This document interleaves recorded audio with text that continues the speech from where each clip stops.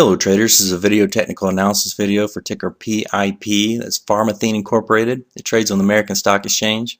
If we take a look at the chart for the last 6 months, it's traded anywhere within $1.10 to $2.10 per share.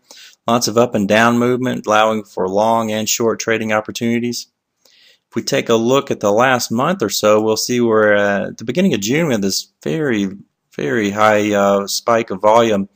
About 10 times the average volume at 5 million shares.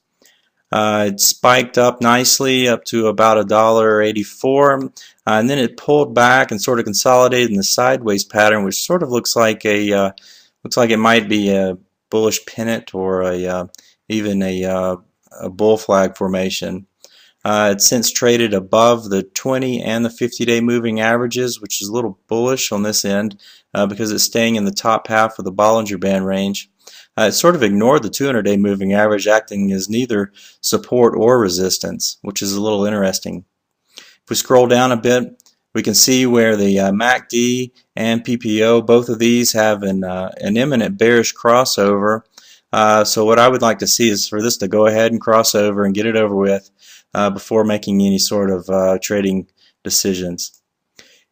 If we scroll down and look at ADX, it's sort of trading flat here. The ADX line is above 20, but it's only 25, so that's not very strong. We'd like to see it heading towards 40. If we look at the positive DI line and negative DI line, they're sort of trading parallel, a little sideways action, so there's not really a trend indicated here. So what we'd like to see is for this both the ADX and this positive DI line to turn north to confirm any kind of new uptrend. If we scroll down a bit, we can take a look at our slow stochastics. It's trading above the 50 line, which is considered bullish. It's sort of gotten sideways here, so I would just keep a close eye on it just in case it decides it wants to dip down and turn into some sort of bearish move. Looking further on to CCI and Williams, they both are settling in their bullish territories. There's sort of a trend line here that maybe you want to follow. I would like to see it stay both above these trend lines as well as stay above their 0 and their 50 lines here. It's considered bullish, and I would just keep an eye on them, make sure they're not going to, all three of these in mind, before I made any kind of decisions.